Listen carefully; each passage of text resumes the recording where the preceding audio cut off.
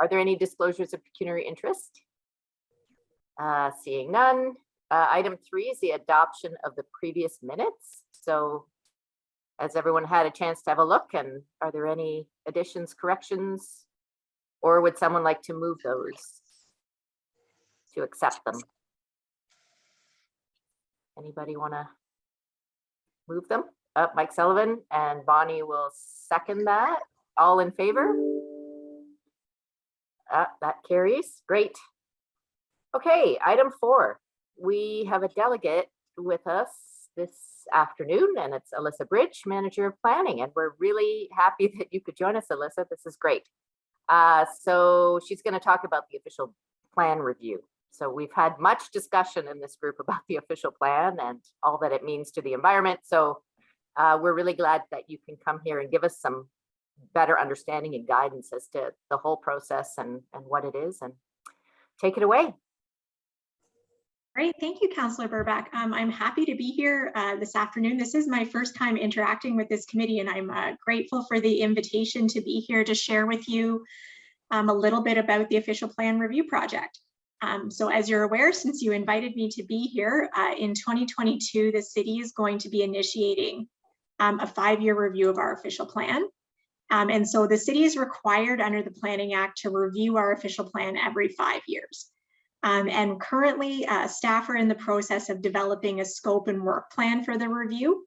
And as mentioned, we anticipate that this will commence sometime this year. So once we start, the review is anticipated to take approximately 18 to 24 months, and it'll be implemented through an official plan amendment to the existing official plan. So I mention this because I think it's noteworthy to say that the review that we're currently undergoing isn't intended to be a wholesale review of the official plan. And the primary intent of the review is to ensure that our official plan is consistent with the 2020 provincial policy statement, which came into effect after the last time our official plan was reviewed. So some of the items that are included in the review relate to long-term population and employment growth. So this will require us to update our population and employment forecasts. So currently they go to 2033, and we'll be looking to extend them beyond that.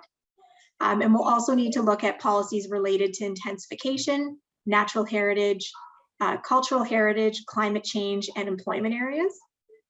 Community and stakeholder consultation are an essential component of the review, and it's anticipated that this consultation will occur throughout the project. And we're looking at including a variety of consultation techniques, including using a digital engagement platform to try to have more broader outreach with the review project. So staff will shortly be bringing forward a report to the city's Planning and Heritage Subcommittee that'll outline in more detail the scope of the review and the tentative work plan. I'm happy to take any questions the committee has now.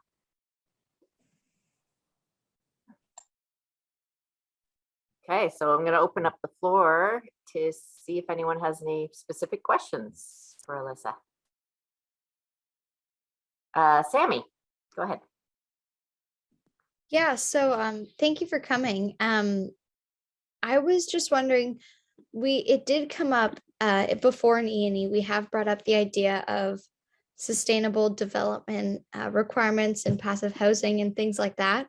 Under redevelopment sites and residential areas, so areas like that, could we in the plan require sustainable ways of development and add sort of sustainable requirements that people and developments must meet? So certainly I think injecting some sustainability and climate lenses into the official plan is certainly needed. At an official plan level, it's really challenging to require certain things in terms of building components, for example. What we can do in the official plan is create an overall framework that is more, I'm going to say climate friendly. I don't know if that's the right terminology, but that gives more consideration to climate and sustainability. And then that creates the framework for other programs or policies like a green development standard or a guideline that would provide more detail to be implemented through actual buildings. Okay, I saw Emily Skelding next. Thank you for joining us today, Alyssa.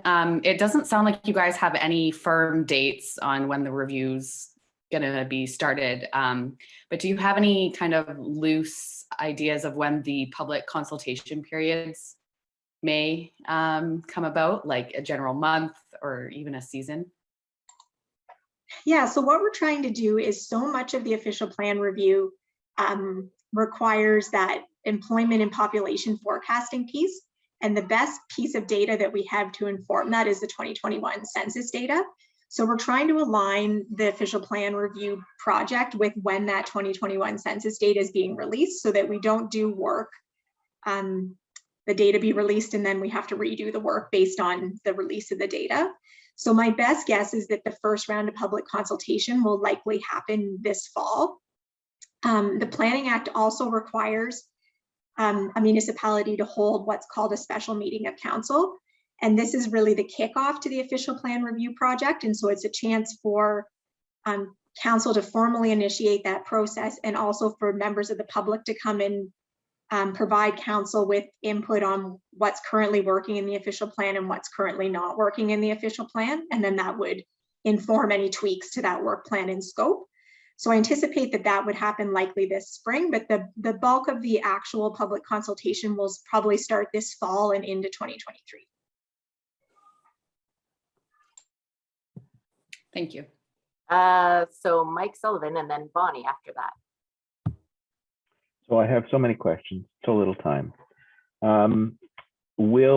First off, will secondary plans that were created a long, long time ago when climate change wasn't the emergency it is now, be subject to review and strengthening in terms of not being so much sprawl, I guess is the best way to put it, because the secondary plans are full of single detached homes and cul-de-sacs, and neither of those work very well against climate change. Secondly, in terms of my questions, will there be Indigenous consultation? Because that's something that's required in the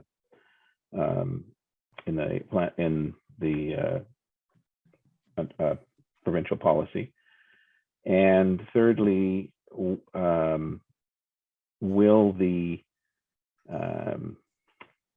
annexation of land that took place in 2020, which is no longer required, be reviewed, because annexing land outside of a settlement area required a comprehensive review of the official plan, and that didn't take place. So there are people out there wondering whether that land's going to go back to the county because it's not needed by the city of Stratford.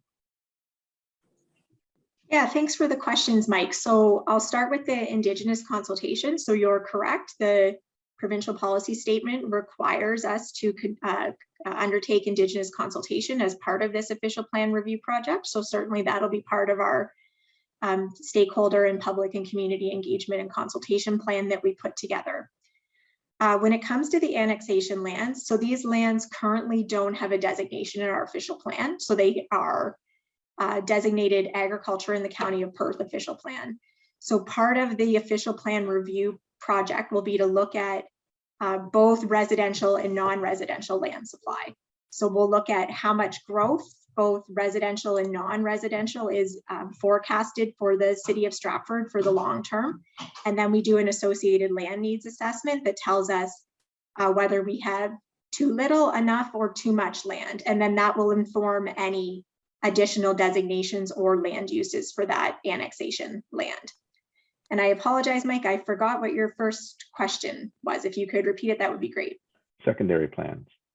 Right, yes, I think you bring up a good point. A number of these secondary plans are quite outdated.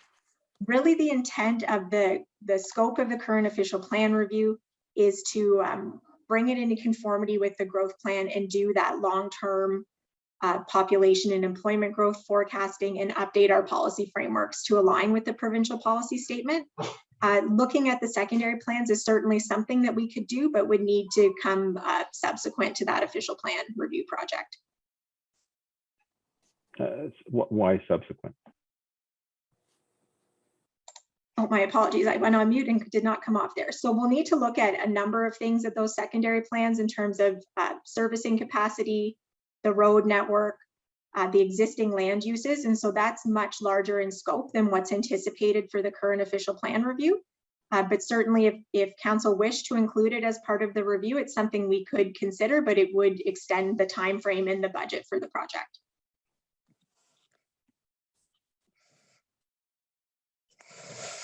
Hey, Bonnie, you want to go ahead? Okay, so I'm just trying to get this clear in my head. So maybe like how we would like the homes to, any new homes being built would be built to the net zero standard. Like we had that developer come and on Quinlan Road, and he's going to build his houses to net zero. It doesn't sound like he's actually going to build them. He's just going to have everything there. So anybody that wants to put solar panels on or chargers and that would be, but instead we would want, you know, something like Woodstock has done, where they've gone to the net zero. So when they're building, whether it's, and it's interesting because Woodstock and the regional, because they're two-tiered there, have all agreed to that when they built their last home for social services. I forget how much over it cost, but they all agreed 100% to pay the difference, and it's completely net zero building. So, and same as we had Buchanan Hall come to our energy environment meeting, and they talked about geothermal, that when you're laying, you know, a new subdivision in, it's much better to actually put the geothermal, you know, running down the street so everybody can hook up. So those kind of things would be like in the green standards and not in the official plan. Thanks for the question, Councillor Henderson. So I think what we would do is we would create the overall policy framework in the official plan. So have language that encourages the use of geothermal, encourages net zero building, and then we would use that future green development standards document to specify the details of that and any incentives that would go along with that. And so the green standards development, will that be developed by staff, or is that going to come out of that working group or a combination? Thanks for the question. I don't know offhand. It's something I could reach out to Taylor on to see if he's envisioned exactly how that will roll out, or whether that'll be a recommendation of the working group in terms of how to proceed with that piece of guideline. Okay. Thank you. I see Sammy again, and then Mike. I was just wondering, under the utilities section of the official plan, there wasn't any mention of renewable energy or sustainable energy or anything along those lines. Would we be able to incorporate, again, like you said, we couldn't require renewable energy or anything like that, but could we at least somehow incorporate that so that it opens up the doorway for policies for renewable energy sources, or even just talk about developing or investing in renewables? Yeah, thanks for the comment, Sammy. I certainly think it's something we can consider. And as part of that consultation and engagement plan, what I intend is that once we get into those climate change type policies and energy type policies in the official plan review, that we would reach out to this committee in particular and do some specific consultation on that and what that looks like and how it might be most effective in a policy framework. So I really appreciate the comment. And I think it's certainly something that we can have some good discussion on as we go through the project. Okay, Mike, go ahead. And so the provincial policy statement, in answer to Sammy's question, actually requires that the municipality provide opportunities for the development of energy supply, including energy generation facilities, transmission and distribution systems, district energy, and renewable energy systems and alternative energy systems to accommodate current and projected needs. So the portion of the provincial policy statement dealing with energy supply, will that be part of the discussions going forward on renewing our official plan? Sorry, Mike, I'm not sure I completely understand the question. Like, at the end of the day, the official plan amendment that we bring forward has to be consistent with the provincial policy statement. So the items that are directed to the municipality in the provincial policy statement have to be incorporated into the official plan through this review project. I guess what I'm saying is that the current provincial policy statement has the word should in it. And how do we ensure that it will, as opposed to just should, be part of our official plan? Thanks for clarifying. Yeah, so I think that's part of the work that we would do with a committee like this committee is look at potential policy approaches, and then ultimately council will have the say on how far we go, whether that's an encourage or a require type policy in the official plan.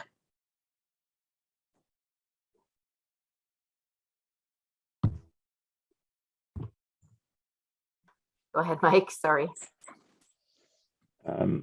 Finally, maybe not finally, but the intensification targets that were set in the last official plan, does anybody yet know whether those targets have been met, and if so, how and where, so that when we are looking at intensification in a revised official plan, we know from whence we start? Yeah, I think you bring up an excellent point, Mike. So part of this review will be to measure what intensification has looked like in the city to inform whether, will inform a few things, whether we've been successful with the current target. It will also inform whether the current target is appropriate or whether we should look at a different target. And then it'll also help inform policy approaches. So do we need to be doing other things to help and promote intensification and the achievement of the target? So certainly as part of the background work to the official plan review, we'll be looking to get a good handle on how we've done relative to that target since 2016. Okay, thanks. I actually had a further question on intensification too. Does the provincial policy statement, do they spell it out what the intensification targets might be, or is it more of a broad statement? Yeah, so the provincial policy statement doesn't specify an intensification target for municipalities. It just requires that municipalities set an intensification target. So it allows municipalities to look at their own context in terms of sites that are available for intensification, the market for intensification type dwelling units, and then set an appropriate target based on that. Great, thank you. Mike. So while we're talking that, the policy statement also talks in terms of affordable housing. And I don't think there is a target for affordable housing in the current official plan, but could we put a target for affordable as defined in the policy statement, which is no more than 30% of your income for low and middle income families? Is there a way we can, the city of Stratford can put an affordable housing target right into the official plan? Yeah, great question, Mike. I think affordable and attainable housing is top of mind for many people today.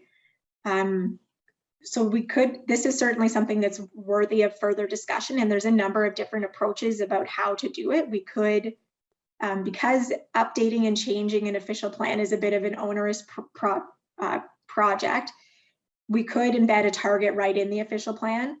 We also could use a target in something like the Housing and Homelessness Master Plan, and then refer to that target in the official plan. So certainly, definitely worthy of additional discussion. And yes, you are right. The provincial policy statement does require municipalities to set that target. Okay, I saw Felicity next. I was just wondering how you find the provincial policy statement. Is that hard? Can anybody just Google it and find that? Or how can we see what's in it? Yeah, certainly. And if it's helpful and saves you a step, I can send a link to it to Casey, and she can distribute it to the team so you can get it directly that way. Great, thank you. Bonnie. Well, since we're talking about affordable housing, how about accessibility? Because some communities have that when new builds are happening, you know, most apartments do it now, but I mean, new homes. We had the guy just, you know, that I was talking about net zero. He said his homes are also going to be accessible. But you know, he has steps going into the home instead of lowering the foundation so that you can just go directly into their home. And I know some cities have it in, I don't know what it's in, whether it's in the official plans or whatever. I mean, I think it's probably smarter, like you were saying, about having a link to a different report. Because say you start out that you have to have 1% of the homes accessible built, you might at some time decide that you want to change that. And it's much easier to change the link than it is to go back to the official plan. So, you know, then if it links to that, is there a way to add that into the official plan then? Thanks for the question, Councillor Henderson. I think that's certainly something that we can have some further discussion on in terms of what we could do from a policy perspective in the official plan to try to encourage, I think, more ground-oriented accessible housing, because you did indicate correctly, the building code does catch the multi-res buildings, but there isn't something that's catching other structure types. So certainly worthy of further discussion, and the Accessibility Advisory Committee is also on my preliminary stakeholder list, so I look forward to having discussions with them as well on the project.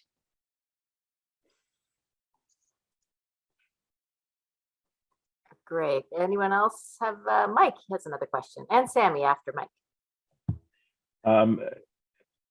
I've had discussions with members of this committee about the flood lines as they are defined, and the fact that we are no longer dealing with 100-year events. The BPS does not require that we use the 100-year events, only as a minimum. There are other standards that we could use. Will the potential flood lines and the potential new flood lines be part of an official plan review? Thanks for the question, Mike. So my understanding is that we rely on the Upper Thames River Conservation Authority for our flood mapping, and we do have to do some updates based on changes that have been made to the regulated area based on studies they've done or work that's been done in drainage areas. So that is part of the scope of the official plan review. There isn't any intention right now to do a wholesale review of new flood limits or regulated areas through this project.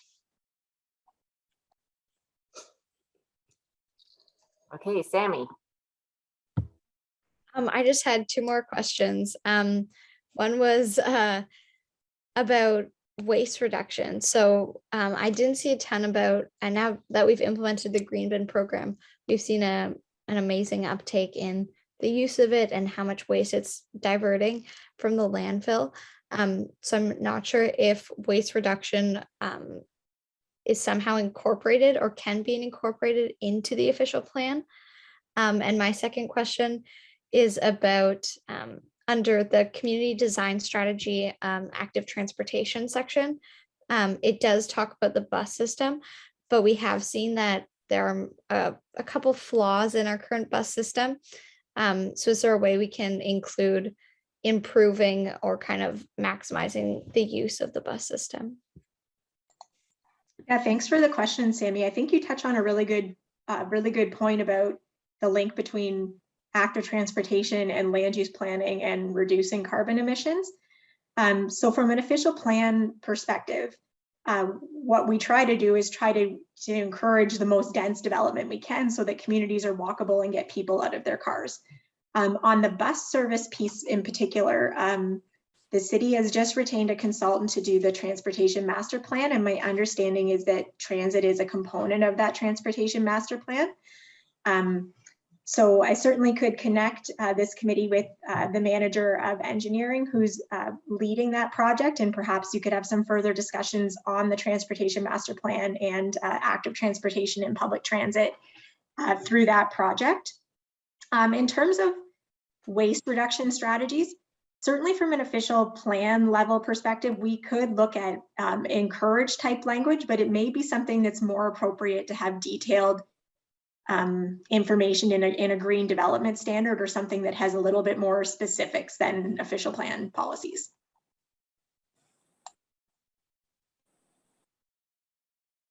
Great, thank you.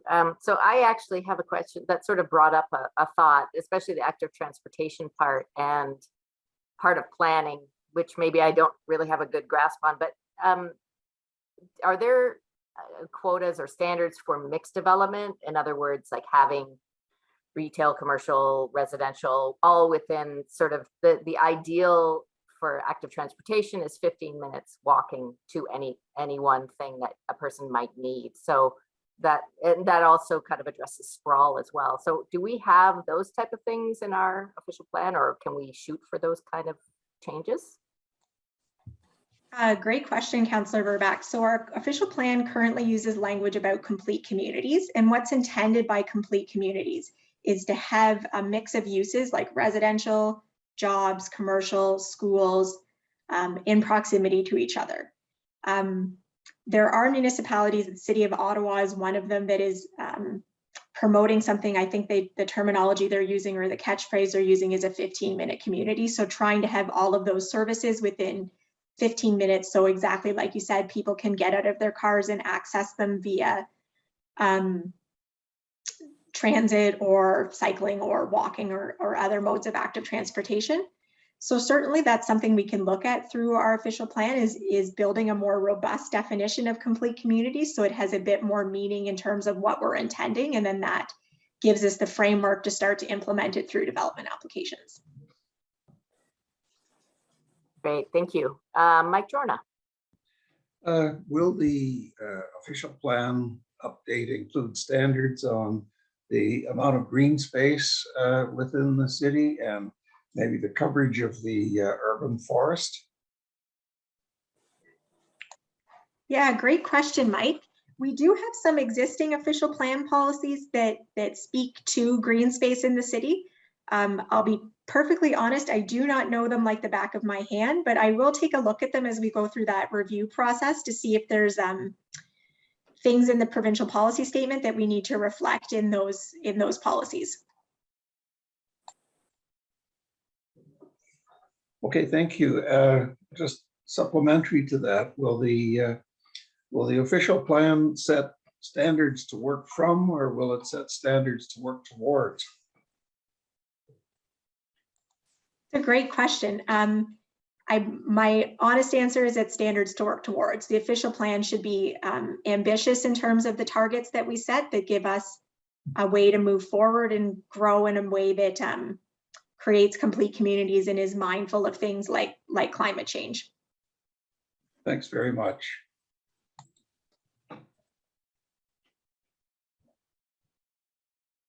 Okay, are there any other questions for Alyssa? I don't see any, so I just want to say thanks very much. Oh, wait, Sammy, one more question. Sorry, I heard that you mentioned that E&E would be included in that consultation process. Just so that we don't miss that when it does come up, will E&E be contacted, or should we kind of keep our eyes out for that? So I think there's two things. So I anticipate that we'll do I'll use the word targeted consultation with this committee. So I'll reach out directly to your chair at the time, or Casey if she's coordinating the committee to connect with you. And then there'll also be broader consultation opportunities through, as I mentioned, the online platform, or fingers crossed, we're at a point where we can do in-person meetings and consultation by then. So once the project gets started, I suspect we'll have a mailing list or a subscribing list. So if you're interested in participating more broadly as well, that'll be an option so that you can stay informed. Great, thank you. Actually, Sammy, that also reminded me of the fact that one of the teachers at the high school reached out to me to ask about ways that her class could interact perhaps with council or with the city on addressing urban sprawl. So yeah, that might be coming your way as well. I had originally told her, there's going to be an official plan update and so on, but that this class is going to be finished in June, so probably needs to happen a little sooner than that. Vanny, did I see your hand up? Yeah, go ahead. Thanks, Alyssa. A question for you: when it comes to official plan and you incorporate climate change in it, does that get further down to look for the city and all departments to look at any project through a climate lens? Or are we getting further down? Or can that be put in the plan? Yeah, great question. So having a climate lens in the official plan would primarily put that lens on land use planning related items. Certainly if at some point in time, council will need to update their strategic priorities, and certainly putting climate lens on those strategic priorities would provide an opportunity for it to kind of filter down, as you said, onto all of the activities that are happening within the city. Okay, thanks. Okay, are there any further questions? Any last takers? Nope. Okay.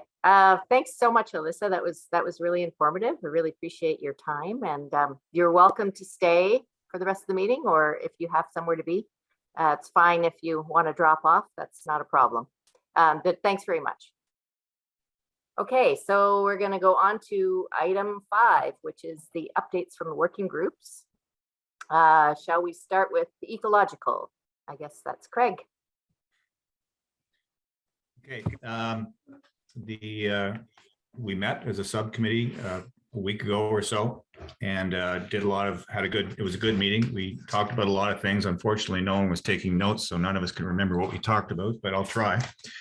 I think one of the things that was in our original agenda was the talking about the salt management plan. So we batted that around a bit, and I actually talked to Adam Ryan at the city about that, and he is going to show up next month and present to us the latest. The reason he's not here this week is because they're right in the process of updating that thing.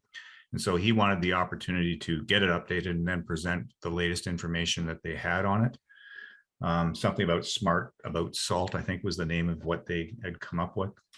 So anyway, next month we'll have Ryan to talk and answer questions about our salt application management plan in the city and what they've done to upgrade it. And if we have any questions that or suggestions we can hit them up then. I guess the other things that we talked about were in no particular order. We talked about the TJ Dolan a bit more, the need for perhaps an actual management plan in the TJ Dolan to try and minimize the impact, the human impact in that area. Just noticing the number of side trails that are opening up as a result of either biking, hiking, skiing, or whatever it's really becoming dissected.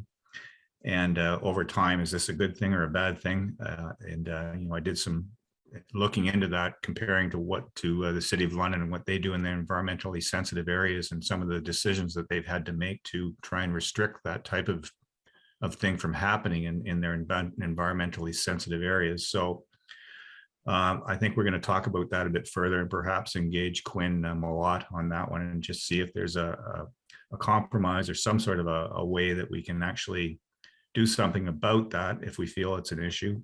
But I think the first thing we would actually need would be a management plan to back up any sort of ideas that we have, such as signing the trails to keep, say, the fat bikes on the trails as opposed to going cross country and cutting new trails. And that's, I guess, an ongoing thing.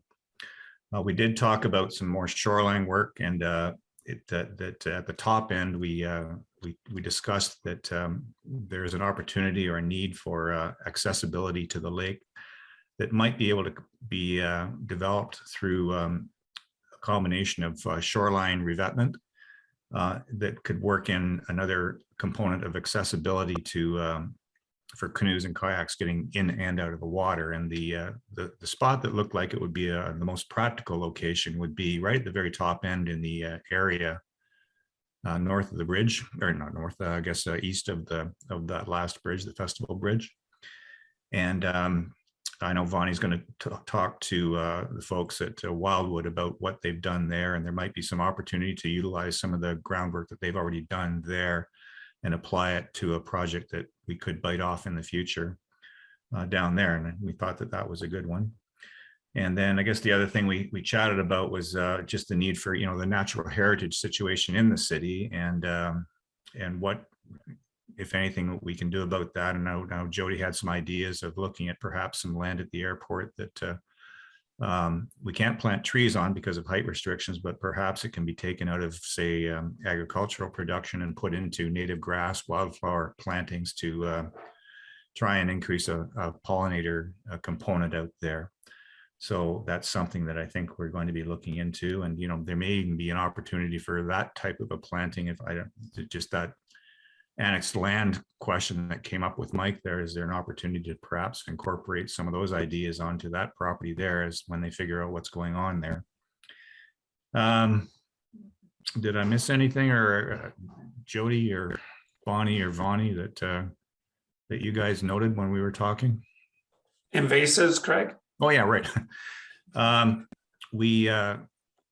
The invasive species, the ongoing battle with invasive species in the TJ Dolan, I guess Jody found an opportunity there to apply for some funding through a funder. And there was a quick turnaround time there of having to get it in. So we decided that we would just go with it. And so I filled out the proposal and hammered that out and bounced it by Bonnie and Jody, and I had to submit that before this meeting, so it's in the can, and we'll see if we get anything from that. I applied for $5,000 to continue the work, specifically trying to address the Phragmites issue down in the TJ Dolan. That there's some that has gotten loose on the other side of the river there, and once that stuff takes hold, it's tough to get rid of. So I think it would be a really good idea if we could manage that, and hopefully if we get some extra funding through this proposal that we can bite that one off. Thanks, Wayne. I think that's it from what I can remember anyway. Okay, sounds good. Yeah, and the other thing about that, the grant, there was no matching funds or anything from this group. So it's just additional money into what we would be doing. But yeah, it's a place to hang our hats on, you know, the money might come through this group. That was sort of the thought. Okay, carbon reduction. I don't even know who's heading up carbon reduction these days, because we had Anna on there forever. Oh, was it Emily? Is that you? Yes. So we had our meeting last week where we discussed kind of what we enjoyed doing and summarized what we did in 2021. And we also decided that I would continue coordinating the meetings for 2022. We also welcomed some new members, as well as Anna's joining us as an ally on our working group as well. So that's great. We are open to having new membership too, if anybody else on this committee is interested in joining the carbon reduction working group. We spent a good deal of time discussing, because carbon reduction in greenhouse gas is so broad, talking about whether or not we wanted to really focus our efforts in one direction for 2022. So kind of identifying those main areas that we could focus on, like transportation, waste, ecological, or energy. As a group, we collectively decided to focus most of our efforts in 2022 on energy as a theme. So that would be looking at infrastructure policy. And so you can expect more updates and some action on that moving forward from our group for 2022. And please, any other members from the carbon reduction working group, if there's anything I forgot or anything you'd like to add, please jump in.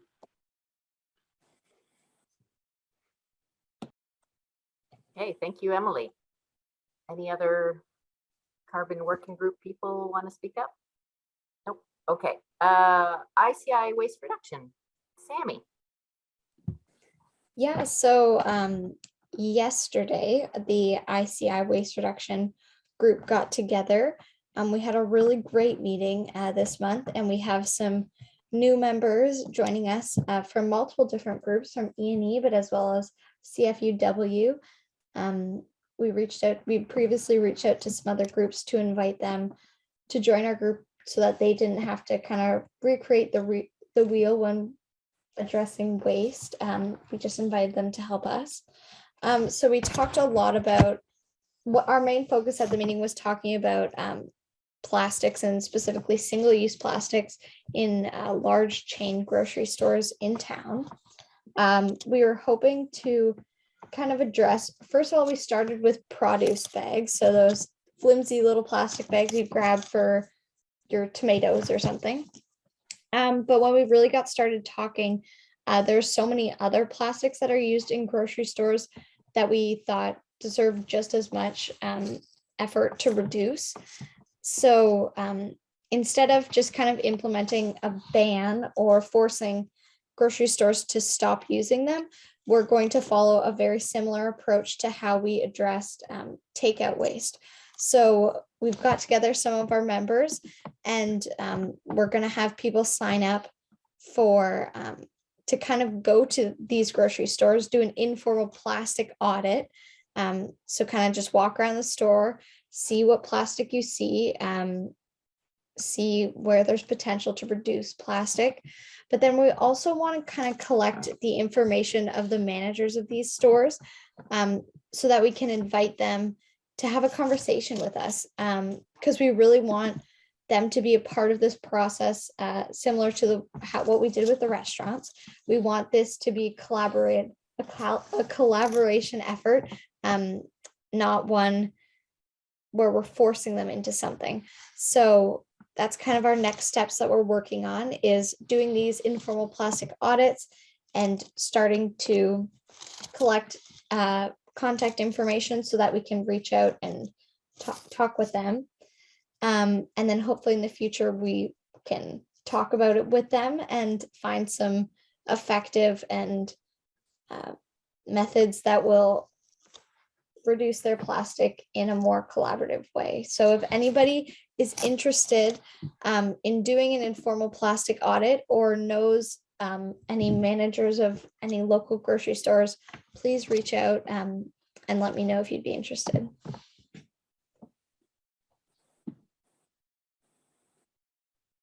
Okay, Emily.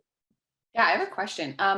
I assume that you're planning on targeting like large grocers as well, or is this just for small mom and pop kind of shop grocer stores in town? So the list we compiled of the restaurant, or the, sorry, not the restaurants, the supermarkets that we want to contact and kind of get to know are Zehrs, Sobeys, Food Basics, Foodland, No Frills, Giant Tiger, Shoppers Drug Mart, Walmart. And then to kind of incorporate smaller local individual grocery stores, we also included Little Green Grocer and Gentle Rain. Okay. And just to comment on that too, I am aware that like some of the bigger grocers, like you mentioned, a lot of them have sustainability like plans and targets that they're probably already working towards. So you might get some really good like feedback and potential relation building through that, which is great. But they may also already have their plans kind of set in motion too. So just be aware of that. Yeah, thank you. For sure. We'll definitely think about that.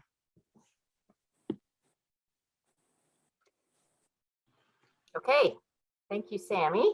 So we're on to item 6, which is the update from the Active Transportation Advisory Committee, which is me, and I guess unofficially me. Was Casey, were we going to discuss the having a representative from E&E that would be able to go to the Active Transportation Advisory Committee meetings? Yeah, I have it listed under new business, but we could certainly talk about it now. Yeah, that would help, because actually I accidentally missed the last meeting, so I don't actually have an update for you, sorry. So yeah, if you, Casey, do you want to outline kind of where we were with that? Sure. So last year when Anna was elected vice chair, we had discussed and actually passed a motion that we would like the vice chair of E&E to act as our representative on ATTAC. But that motion never actually went through and officially changed our terms of reference. So that's not the case right now. I can give it back to the clerk and push that through, but we never really talked about it again with Emily being nominated for vice chair, if that's something she's willing to do this year. I know time was a factor for you, Emily. So if there's someone else that wanted to do it this year, we could not update the terms for that. Or if Emily's willing to do that, then we can just proceed and have it updated. Any thoughts? Emily first and then Bonnie. Yeah, first off, I think if anybody else is interested and would like to volunteer, that would make it pretty easy. But otherwise, maybe we should have an offline discussion too and come back to it next week, because I don't even know what like the time the meetings are at or anything like that before I commit. So I don't know if we necessarily have to hash that all out online right now. Yeah, and there's not a big rush. I mean, ordinarily, Jody, you're at the meetings, so there's already an E&E representative that's attending the meetings. So yeah, we can talk about it later. Bonnie, did you have a comment? I was just gonna say, for Felicia, I'm not sure if I said your name right, and Patricia, maybe if we described what that subcommittee is about, they might be interested. Sure, it's an active transportation group, so it's talking more about cycling, pedestrian, hiking, and anything to do with promoting active transportation. That's what we do.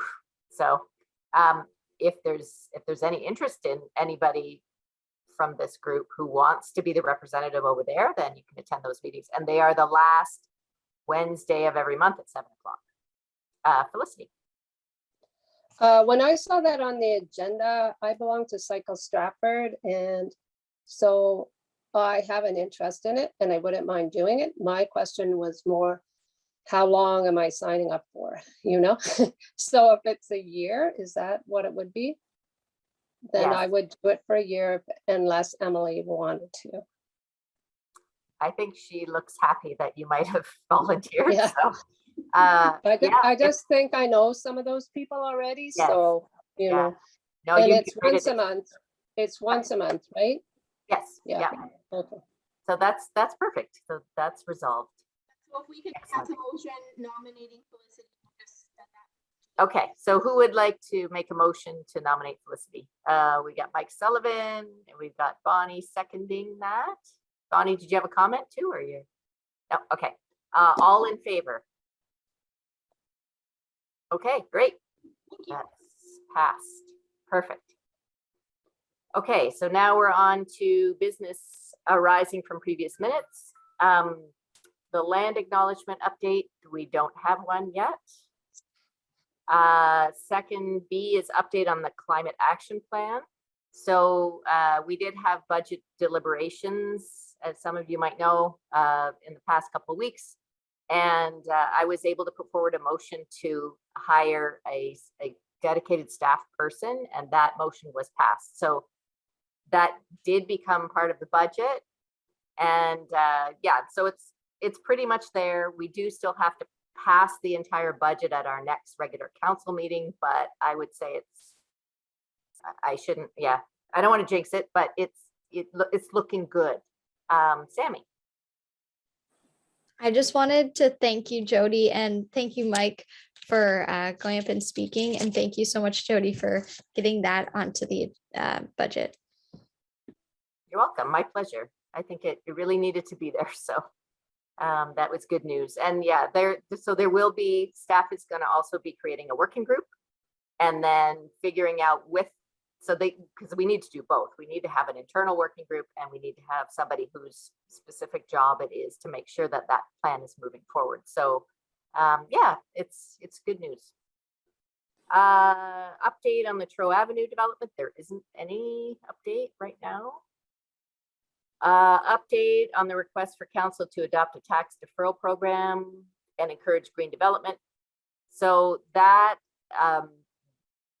what in initial discussions with people, that will kind of be folded in with the green development standards because we don't know what the green development is going to look like. We can't put tax deferrals until we have a plan to say you do X, Y, Z and you get X, Y, Z in return. So that will be folded in though to the development of the green development standards. If that makes sense. Questions, Mike? who is developing the green development standards? That's also a good question. So the working group they're going to be sorting out that, because that's actually part of the motion that I made when we set targets to have, as part of the climate action plan, the green development standards done. So it's in there under that umbrella, but it will have to be somebody, you know, that'll have to be the working group figuring out, okay, so who's going to be in charge of doing that? Will it be the new person that we hire, or will it be somebody in planning? Or yeah, I'm not sure yet. Okay, so we're on to City of Stratford Salt Management Plan, which we've already discussed. So we will be having a thorough discussion about salt next meeting. New business, item 8, waste and recyclable collections and bus service concerns. So that was, we all received some correspondence about that. I don't have it in front of me, but so there was some discussion about having waste collected at different times, or maybe more changing the schedule for what waste collection and making the program a little bit more streamlined. So, I mean, I guess I can lead off with some comments saying that we've had a couple of very thorough discussions at council more than once about this. And especially when the contracts came up for renewal, and we did actually get pricing, and we looked at doing different schedules. And it was determined that for the price and for what was being offered and the tenders, that was only one that we received back from this for the city, that was the way that they wanted, that was the way that made the most sense to continue collecting that way. Do I have that captured correctly, Bonnie? Go ahead. Well, what I replied to him was, or her, I forget who it was now, but I said that as far as I know, we really wouldn't be looking at it until we rolled out the whole green bin program. Right now we're looking at, you know, doing apartments 4+. There's still the private lanes. There's still some businesses in that once the whole green bin program has been incorporated, if there's enough reduction in the garbage, which I don't know, I guess we should get a report on that, on the difference since the green bin's gone in, how much it, you know, Mike puts the thing out about how much has been eliminated going from the landfill. But it'd be interesting to see if there has been the same offset on the waste going to the landfill. And maybe Kate already knows that, I don't know. But I just explained until that all is going to happen, that we had been talking about looking at picking up for garbage every second week and recycling green bin every week. So anyway, that's all. Yeah, thanks for that. I apologize, Kate. I should have just called on you to explain it way better than me. Do you want to step in and maybe clarify some of the muddy things that I said? Not muddy at all. I do have those numbers for the reduction of waste for curbside, just not literally in front of me right this second, but that's something I can more than happy to share. There was a slight reduction. Okay, so just to backtrack a bit, we're in the middle of a contract for the curbside collection, and we are going to see some major changes with the blue box collection. So to just answer Doug's question about why don't we recycle certain items, that is out of our hands. And it has, like, I don't know how, like, do we need to communicate that to specifically him, or just via proper council meetings when we transition in 2024. But as for, like, we're in the middle of a contract for waste and green bin collection. We use dual trucks, and this has been discussed many times. If we want to move forward on opening up that contract again to ask for pricing, I would need to take that from, like, a council would have to direct me to to ask me. But as for, like, a resident asking, I don't know if we can just provide that or open up those discussions done. So I would have to be directed, I believe. Okay, Mike Jorna. Yeah.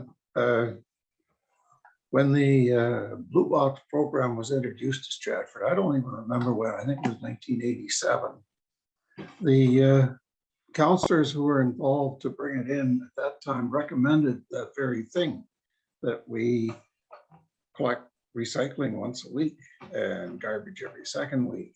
And in the wisdom of the times, it was decided to go with the present system. But I think that the point that Doug Prattley raises is very good. But I also realize what Kate is saying, that we're in the middle of a contract. But being in the middle of a contract, it takes a long time to prepare for the change at the next contract. And maybe this is the time that we should be looking at bringing about that kind of change. When you add to that the fact that the province is about to mandate some big changes in the Blue Box program by having manufacturers and source businesses responsible for their containers, I think this would be the perfect time to have this committee recommend council consider the change to recycling every week, incorporating when they happen the changes mandated by the province, and getting ready for a contract that represents and incorporates all these things.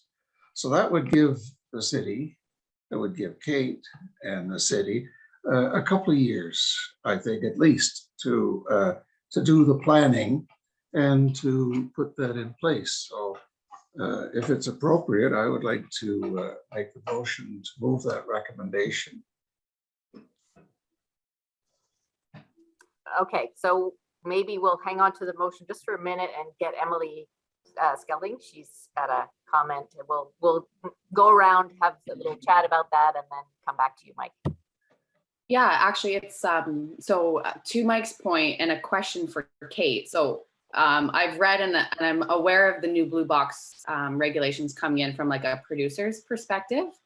But for the municipalities, like what role do you play, if any, in the new Blue Box program in 2024? Like, would you even have control over some of those items like frequency of pickup or anything like that once those new regulations come into effect?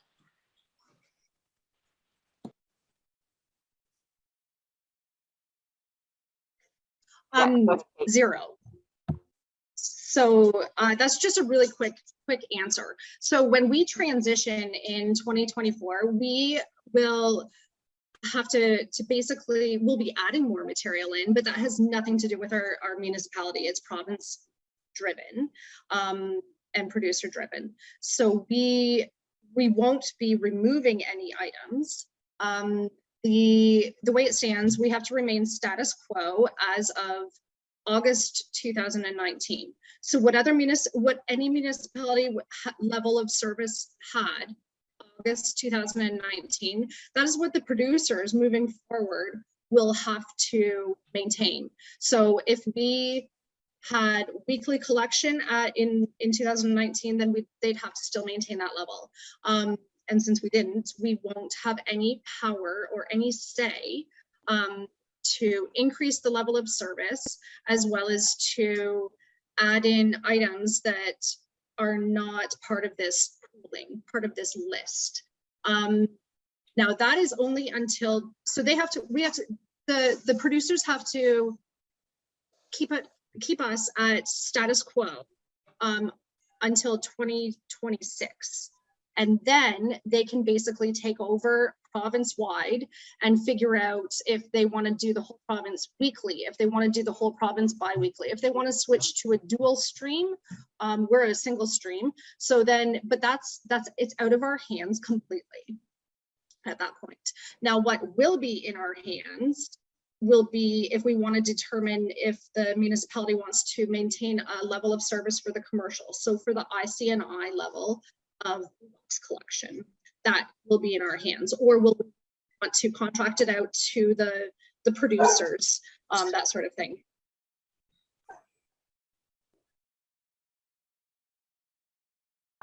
Bonnie, next. Question for Kate. Kate, do you see the city moving to wheelie bins for recycling pickup, or?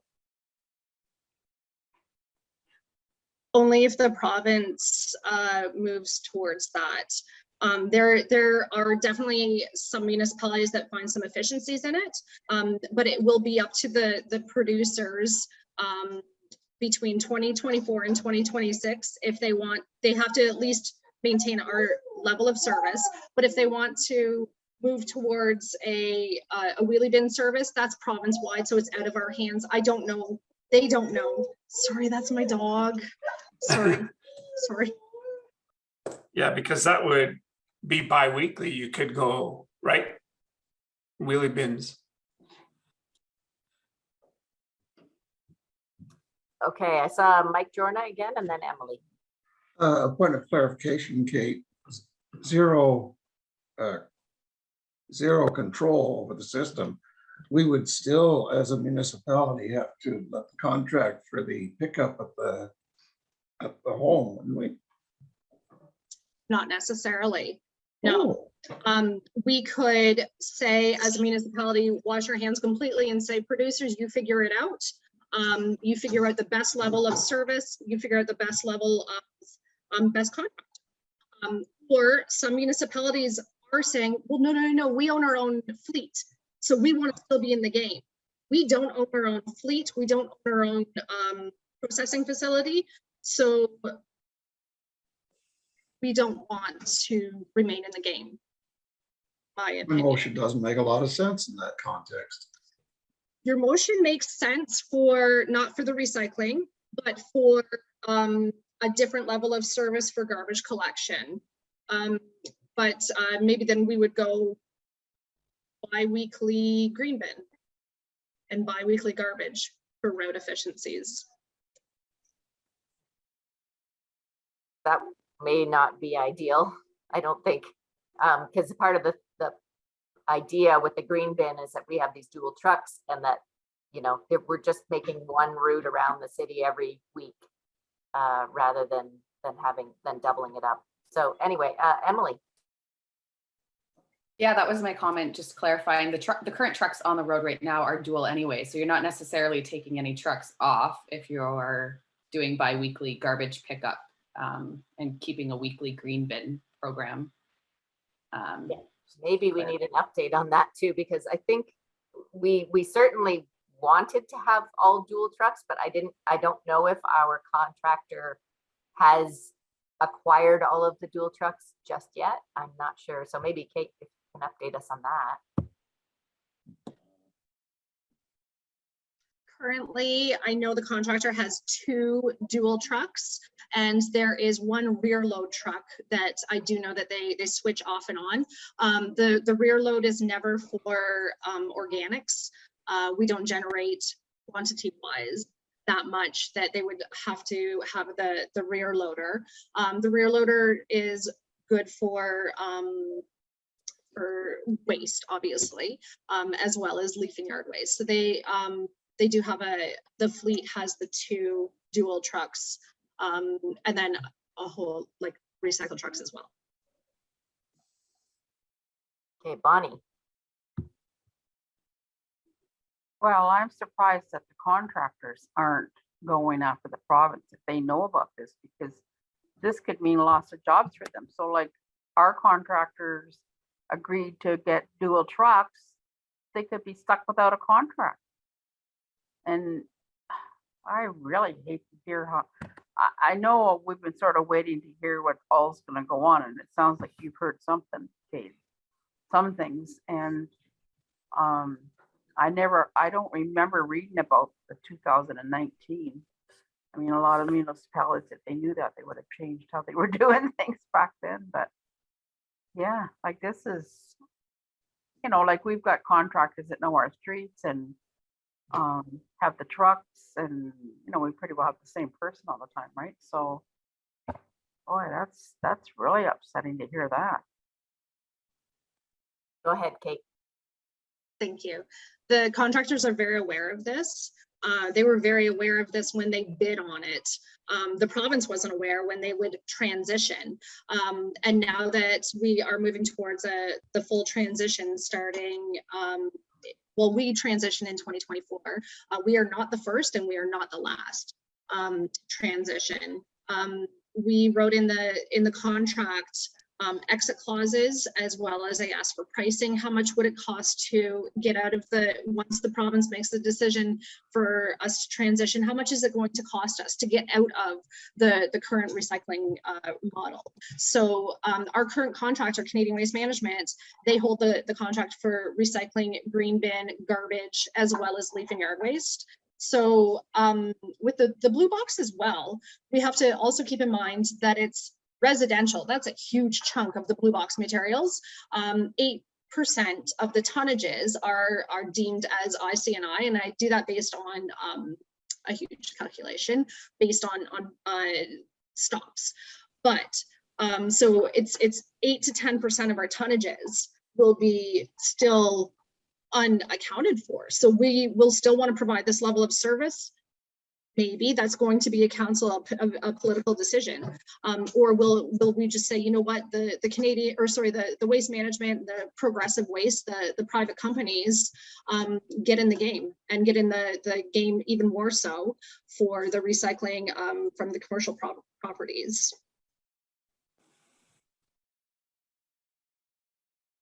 Okay, Emily and then Bonnie.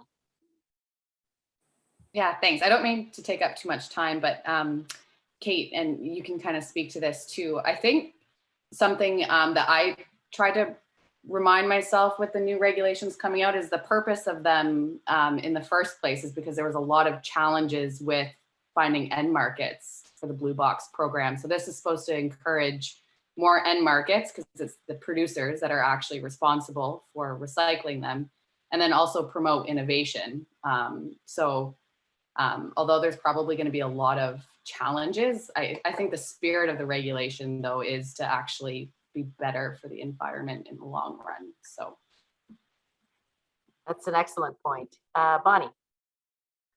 So Kate, do you know if anybody, like any municipalities, are starting to challenge this? Like, I think especially over the fact about the contractors having the right to choose, and especially like if they're only taking care of residential, every city's going to have the industrial section of it, ICI, right? So do you know, like, is this something that should be going to AMO or something, or what are your thoughts on it? Really great question, Bonnie. Great comment. So AMO is a huge developer. Like we all meet, and AMO has a whole waste division just to deal with this. Absolutely, all municipalities are very well aware of it. Now let's also flip the script too. We won't have to pay $500,000 a year. I'm throwing that number out there for Blue Box collection. We will not have to worry about that. We will not have to pay for collection or processing or marketing or receive revenue for Blue Box. We will be saving money once we transition. It's on the producers to collect, process, market, promotion, education, calls. They will have a call center. So my Blue Box was missed. I won't get those calls. Someone like a company would, and they would have to deal with it. And they have to maintain the same level of service that each municipality, over 200 municipalities that are already providing this level of service. So there's been a lot of talk about this. I was on a committee, it was before Charlie was born, and she's 8. So in 2010, 2011, we just at the very beginning of this. So this has been ongoing and in discussions, and municipalities are very well aware of this. And we're actually relieved that there's movement on it, especially the financial aspect of it. Also an excellent point. Okay, so I think that was the waste. So I don't know, Mike, if it's necessary. Do you still feel like you want to put a motion forward that we ask for something different, or is this is a complicated issue? It seems so simple, but it's really not. after hearing what Kata's report, it's probably better to at least leave it alone until AMO comes through with their wisdom and recommendations on the matter. That makes sense. And just for everybody's interest, AMO stands for the Association of Municipalities of Ontario. So it's an organization that represents all the municipalities and kind of helps us work together, which is pretty cool. I do know that it was AMO that originally pushed the province to make producers responsible. So it's really on the provincial level, it's their baby. And I guess they'll come through and we'll have to react to that locally somehow. Yeah, I think it's a good thing. Sammy, did you have something to say? I was just wondering if either Jody, you as the chair, or maybe Kate, just because you have the deepest understanding, could email Doug just to explain this to him, or even send him the link to the recording of this, just so that he can hear that we did discuss it and he can hear the perspectives and information. Sure. Casey, can you maybe follow up? Just maybe with the link is the best way to do it, I would think. Does that make sense? Send him the link. That'd be great. Okay, and the other topic that he was brought forward was, sorry, I'm looking it up here. Oh, bus service concerns. So we don't have the transit person here, but I can speak to this a little bit. We've just passed in the budget to hire somebody to create I think it's a transition plan to move to electric buses. So there's a lot of planning that needs to be done to electrify our bus service. We need to change we need charging stations, we need power, we need fittings for the garage. The garage is already at capacity. So we need a plan to be able to move forward to electrify our bus fleet. So that plan is going to be created in 2022.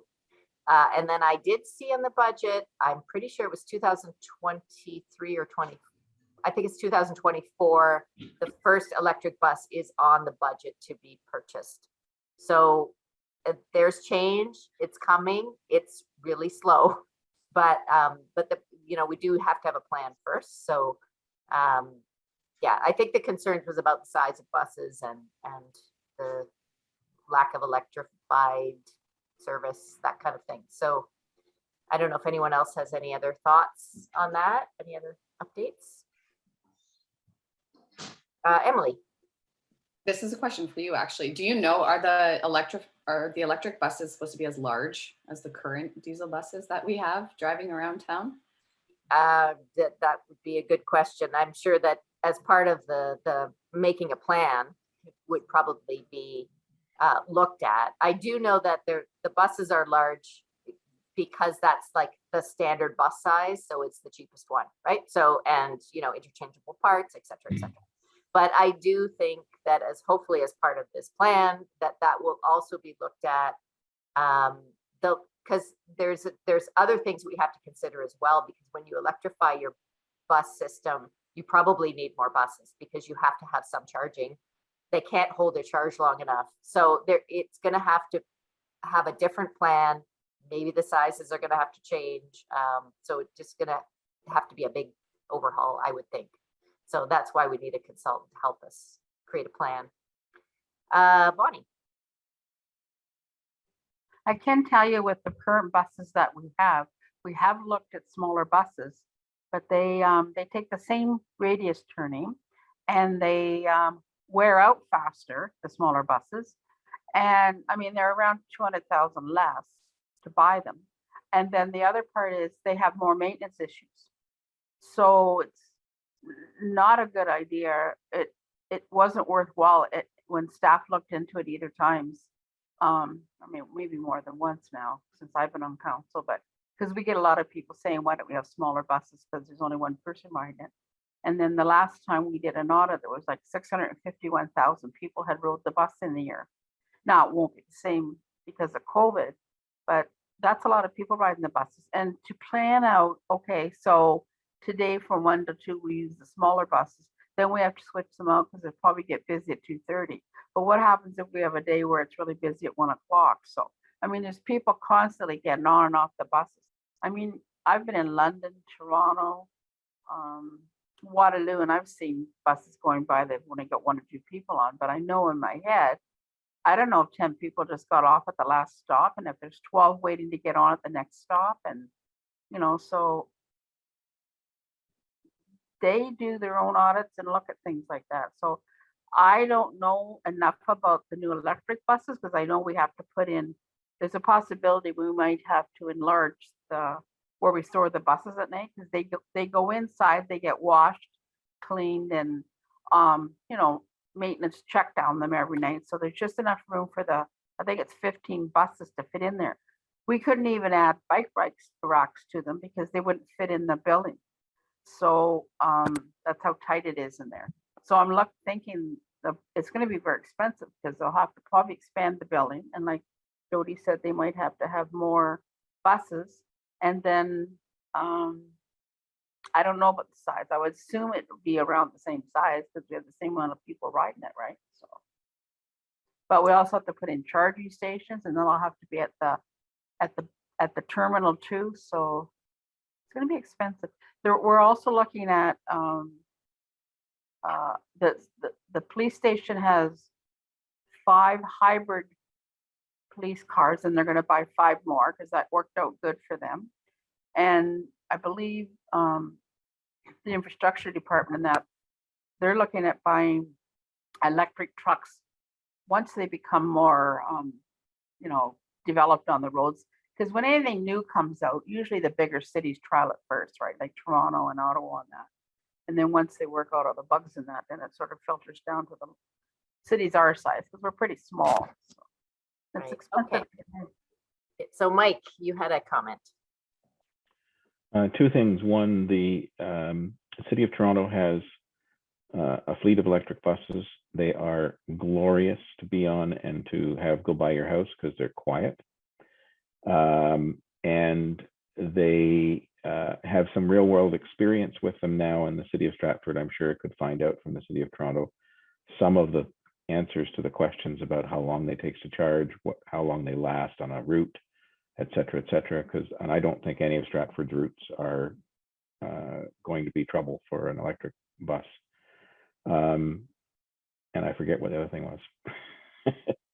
I do know that Mike Mosley's our transit guy, and he's part of a municipal association as well, and he's talked to people about electric buses because he's heard from council, he's heard from the public, everybody is interested in it. So he has gathered quite a bit of information, and also from his counterparts in other places. So it's not good to be sort of behind in the times, but in another way, we can learn from other people's experiences, hopefully avoid some of their mistakes. So the other 2, there's 2 more things. One, the buses that they bought were exactly the same size as the buses they run now, and they're the same size as Stratford buses. They're just a standard, I think, 58 passenger bus.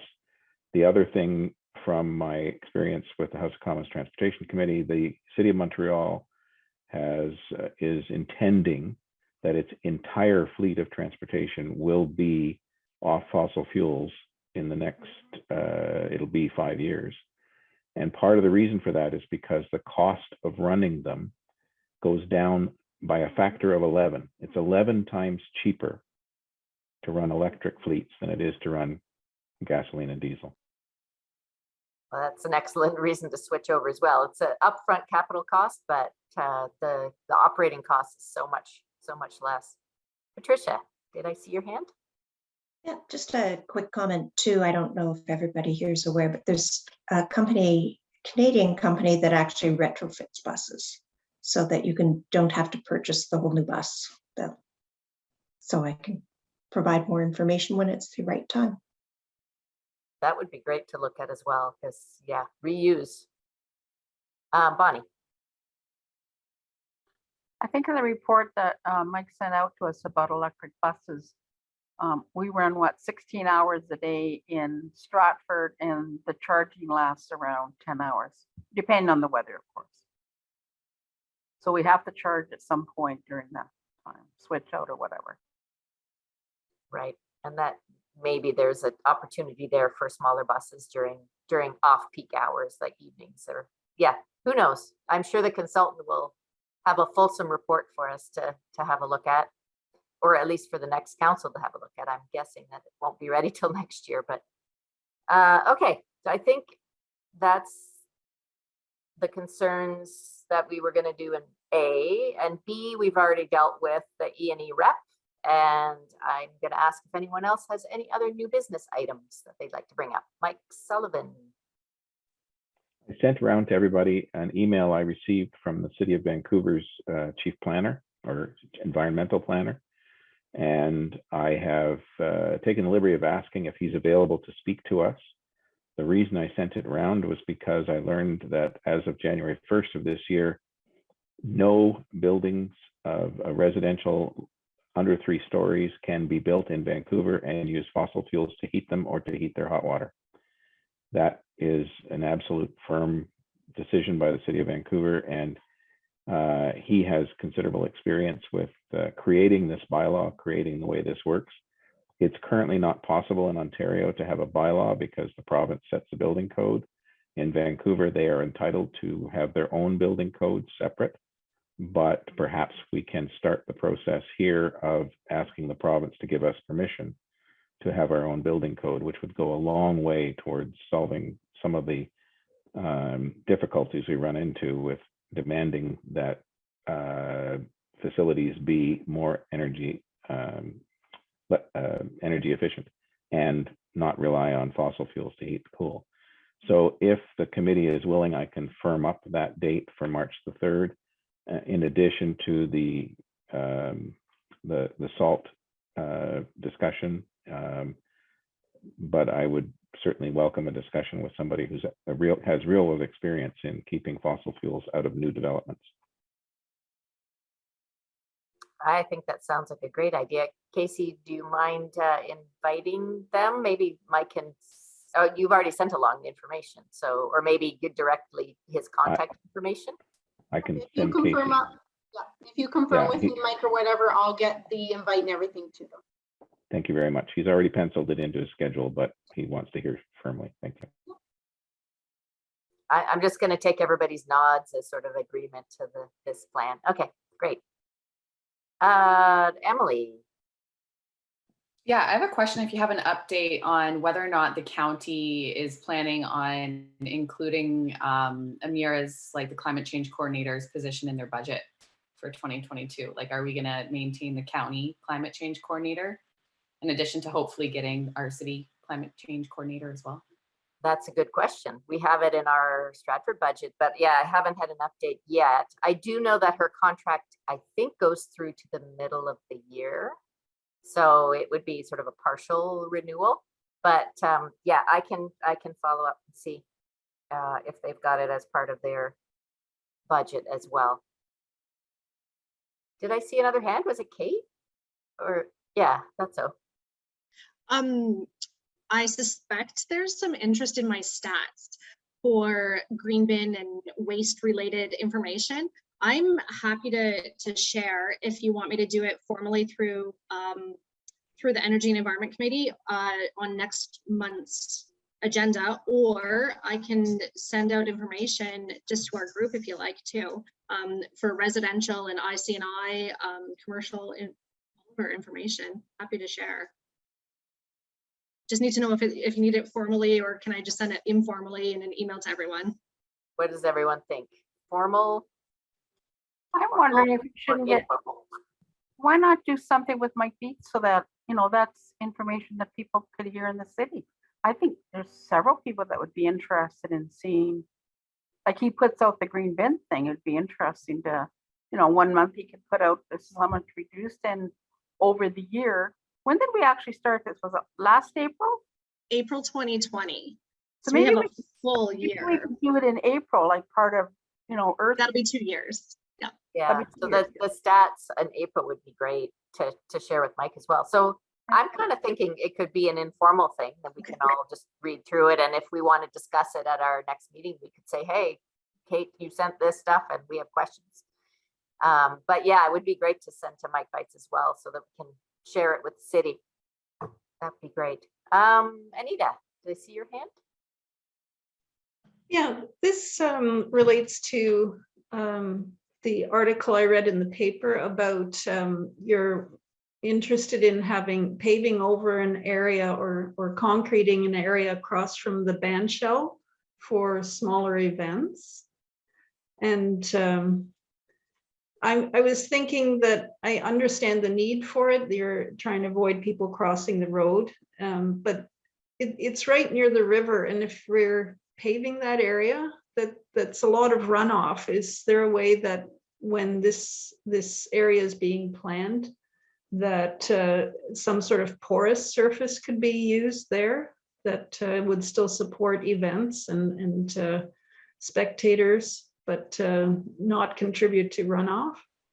Sorry, where is it? Anita, sort of jump in, just to clarify again, where is this? It's that area between Veterans Drive across from the band shell. There's a park area there between, I think, Veterans Drive and is it Coburg?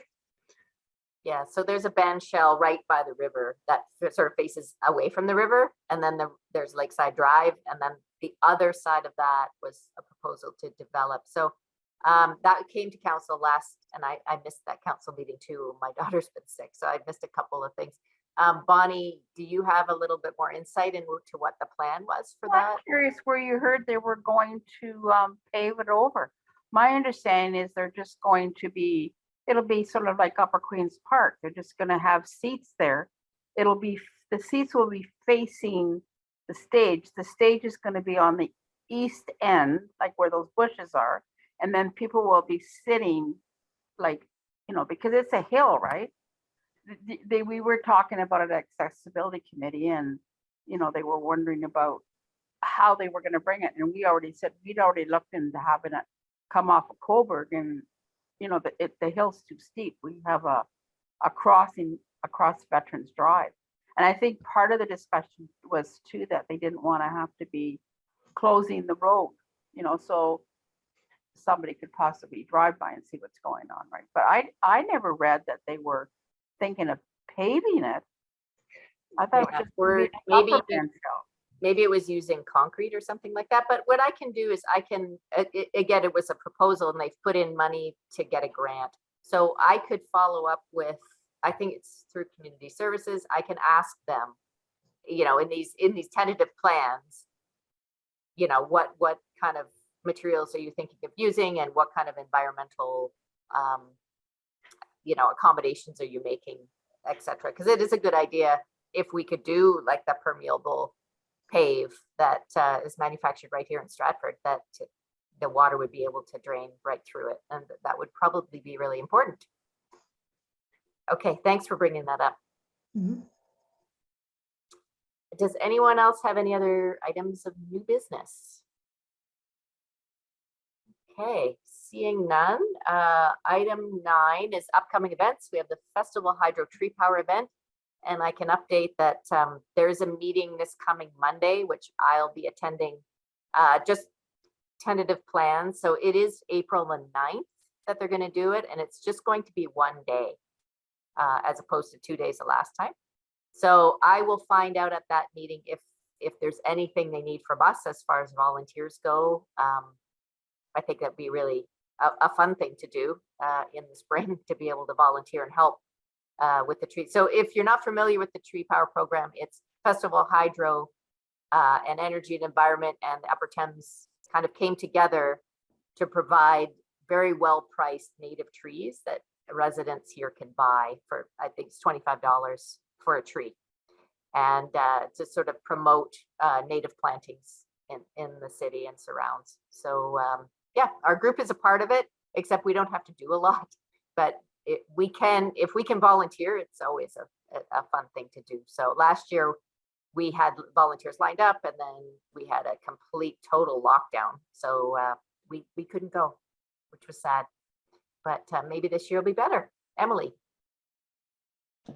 Yeah, I know last year we were gonna do volunteers and then we had to backtrack, but if there are volunteers this year, I think we put some of our money from E&E towards like goodies for the volunteers that day too. We did, yeah, yeah, and I ended up spending that money on a sign instead, so. But yeah, the goodies would also be a good thing. So next meeting, I'll bring an update whether we need volunteers and whether we want to put aside some money as a thank you for the volunteers, people working there. Vanny. Yeah, I think we're looking at doing that from 8 a.m. to 2 p.m. Okay, Jody timeline. great. And it's, is it a Saturday? Saturday, yeah, Yeah. April 9th, yeah. Perfect. Okay, if there's nothing further, the date of our next meeting is March the 3rd at 4, and just need a motion to adjourn at this point. Emily and Patricia seconding. All in favor? Okay, excellent. Thanks so much, everybody. And we will see you next month. Good night. Good Bye. night.